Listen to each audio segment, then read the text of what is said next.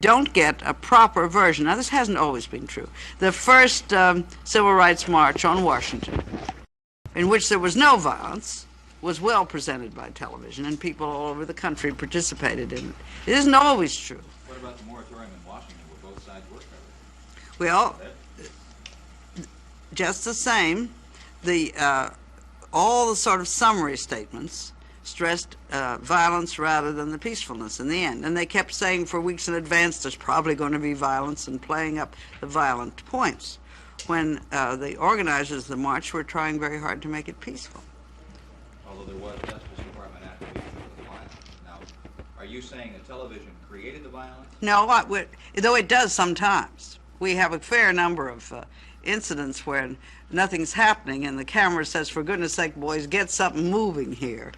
And there are more accusations in Britain than there are here against television as for creating incidents.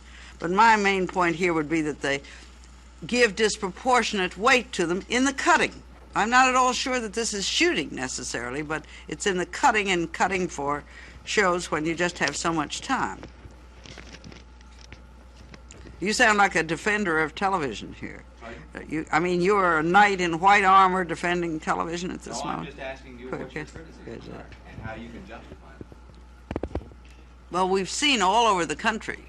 One of the very striking things were cuts that were used from Woodstock, cut in with Young Americans for Freedom, in which they just took very highly selected bits from Woodstock and stuck them in.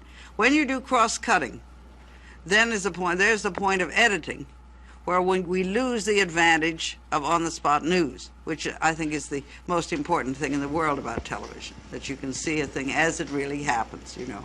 If we hadn't landed on the moon, we wouldn't have been able to lie about it, because the cameras were all there, ready. And this is the very important thing about television, and I'd like to see it use it as much as possible.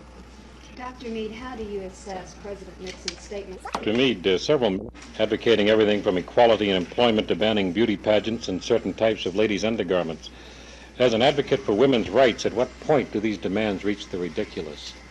Oh, I think they've reached the ridiculous in some cases now. I think we better have a men's liberation movement, too. You know, it could have a lot of points also. It could rebel against cosmetics for men. It could rebel against insisting on men's sex appeal in connection with hats. It could rebel about the kind of thing where you see a man sitting on a carpet looking up goggle-eyed into the face of a woman who wants to buy it. There are plenty of things that could be done, rebelled against by men, that are very much like the things that are being rebelled against by women. This sounds like something that might be discussed in a militant women's organization, the comments you just made in regards to... I doubt it. You see, because the very militant women's organizations are not feeling very compassionate towards me at the moment. At least so it is reported. But I'm sorry for men, too. I think every time a woman is exploited, a man is usually exploited, too.